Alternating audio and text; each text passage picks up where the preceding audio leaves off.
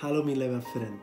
Im Psalm 16 Vers 11 sagt dort, dat in Gott seine Jen wird erst der Friede so groot als der Abend worden kommt. Ich möchte die einladen, mit mir Taub und dein andere Taub in Gott seine Jen wird zu verbringen.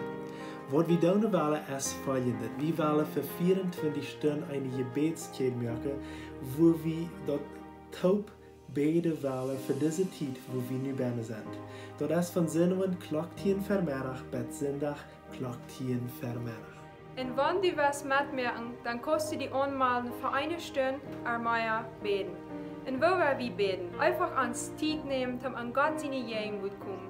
Mit Musik, mit Gebet, mit Bibel lesen und einfach an seine Jungen zu friesen. Das ist, wo wir wollen für unsere Welt beten. Sie Port von dieser Anbetungskirche. Von dem interessiert was mehr zu mehr, dann schrieb uns und funde mal Martin 591 77 AA Fire 79. Ein Dank von wo Land du bist oder von wo ein Welt du bist. Du bist eingeladen, Port zu sein und das Gebetsteam.